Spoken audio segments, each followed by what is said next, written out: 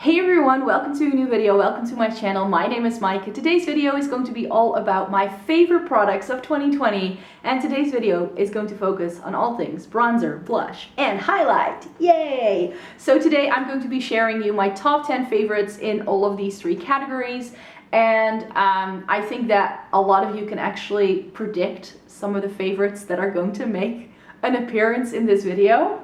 That being said, let's just kick us off straight away because I want to rave about these products because I had a blush, bronzer, highlight moment in 2020. That's like, the collection grew quite a bit, but I'm down. I'm here for it.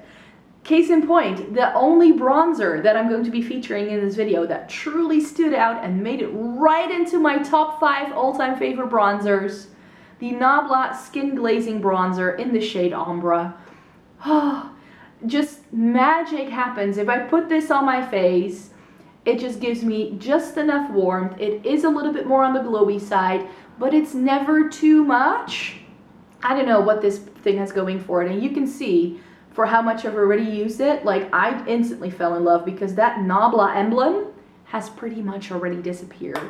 So this is one that I rate super highly. If you're looking for a new bronzer to try, make it this Nabla Skin Glazing Bronzer because they are excellent. For highlighter, I have a few other products that some of these I had already forgotten that I tried them because I tried them more towards the start of the year. And that is, let's just keep the Nabla love train going. It's their Skin Glazing Highlighter in the shade Privilege. Now, if you're looking for the perfect peachy toned highlighter, but that is perfect for fair skin because peachy toned highlighters can be a little bit too dark sometimes, this is not. It's the same lovely formula as the bronzer, and because I love these two products so much, I now got one of the blushy shades in my Black Friday haul. So hey, what's not to love? I absolutely adore this highlighter. It's, again, instantly top 5 favorite. It's a jelly, kind of like baked gelée, gel to powder kind of texture. So they feel slightly more creamy on when you swatch them and when they first go on, but they blend seamlessly like a powder does. I don't know how they do it. These are a little bit more on the pricey side. I also have something super affordable for you in a minute, but this is lovely. Let's talk about that super affordable thing, shall we? Catrice, their More Than Glow highlighter in the shade Ultimate Platinum Glaze. This as well, like, I went to town on this guy when it came out. This launched in the fall winter update for Catrice in 2020, so this may not be out everywhere yet. I know that Catrice doesn't release their products all in one go. It can sometimes take a few months to get for these to get to other territories, so keep an eye out if you're in a different continent than I am, because this is probably coming your way. And this is very often Catrice's lightest shade in a highlighter range has been a white for years, and they finally managed to do something that is not too golden yet still has a bit of warmth without it being too icy yet still pulling a little bit more whitish. In fact, if you have fair skin, this look no further. And I find that this formula is very similar to the Nabla, as in this is also a baked gelée formula. This is that sort of baked product that feels very creamy on the skin when you swatch it, but then it goes on like a powder. This is a really nice glow. I love this shade. Catrice did such a great job on this. It's €4.50. The Nabla one is like 22. You pick what you want to spend your money on, okay? And then, very surprisingly, but a cream highlighter. Who knew I would put a cream highlighter in my yearly favorites? But the Glossier Halo Scope in the shade Quartz. This is a bit of a scam because you think you get the entire stick, but you don't, because this is all the product you get. Looks a little sad once you twist it up all the way. However, you only need a very, very small amount when you use this. And that means that even though you don't get that much product, this is still going to last you a lifetime. And I found this so easy to apply. The shade is phenomenal. This is what I want cream products to do. Other brands, please learn. Because I really like this. I told you I had a blushy year in 2020, and oh boy, did I have a blushy year, because I have 1, 2, 3, 4, 5, 6 blushes for you that I fell in love with in 2020. And because I fell in love with these, I just wanted to try some more and love those as well. So let me start with the bougiest option. Charlotte Tilbury Pillow Talk. I have been wanting to try a Charlotte Tilbury blush for the longest time, but none of the shades in the range appealed to me.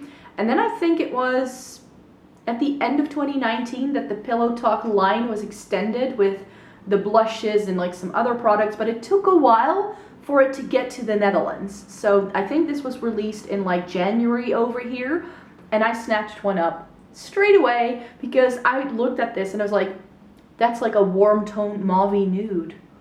And if you know anything about my blush collection, which I have a video up in the cards if you'd like to go and watch that. I actually also did a highlighter and a bronzer collection. I'll put those in the description box so you can find everything in one place.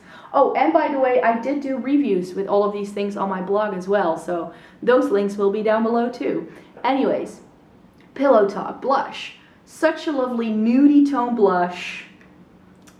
I now know why people love these blushes so much, and I'm so happy that I held out to get the shade that is perfect for me. Something that was also a little bit more on the expensive side, but it's not too expensive, and that is Tarte's Natural Beauty. I think this shade has been around for years, but I only really got to try it this year, and this is the perfect red for the winter time because it's a pinky toned red, and it really gives you that flushed just in from the cold. This was the shade I was still hoping to get to expand my Tarte blush collection. I own 2 other ones in like a peachy shade and a nudie shade, and I wanted something bright and poppy to round out my collection, and this is the shade I selected. But the Tarte blushes have been my favorites for years, so this wasn't really a new formula I was trying. I just really wanted to try this shade, and I had a great time with this one. So yeah, if the camera angle or the lighting looks different, that's because we're a little bit later because my camera battery died, and I hope nothing shifted too much. But I wanted to talk about this blush, the Ciate Matchmaker blush. And I saw this blush line coming up in a lot of people's declutters, and this one, you guys, I absolutely adore it. I bought mine when I went to New York last year, and it comes with a little bow, like embossing in the middle, and that's completely wearing down. So this has been a really lovely blush for me. It's very nice and glowy and natural. The shade goes with absolutely everything. So you guys, you know, it's just, I don't know why people are decluttering this thing because I absolutely adore mine. And then the last blush that was a little bit more high-end that I wanted to talk about is the Balm Beach Blush by the Balm. I really discovered this. I already owned this for a longer period of time, but I hadn't really gotten the use out of it yet. And then last year in January, I put it in a Shop My Stash, and oh my word, this is lovely. This is the perfect like peachy blush shade for me. It was so great. It's very fair though. It's very light, so it only works for me in like the dead of winter. It's currently in my Shop My Stash as well, and I still love it as much as I did then. It's just one of my favorite wintertime blush. And then moving on to some more affordable stuff, and one blush that absolutely wowed me was this little guy. This is the Etude House lovely cookie blusher in the shade Ginger Honey Cookie, and I bought this on YesStyle for a full face of Asian Korean makeup products, which I had never done before. I had never tried any of these products, and this blush just blew me away. Why? Because the formula of this is so smooth. It has quite cheaply made plastic packaging, I have to say, but then it does come with this really stunningly cute puff, and this shade is like the mauve shade of my dreams. Like, you know I love a good mauve blush shade. This falls right into that category. It's lovely, and the texture of these, wow, just wow. This feels like a high-end blush, and I think I paid around €5 for it. What's not to love?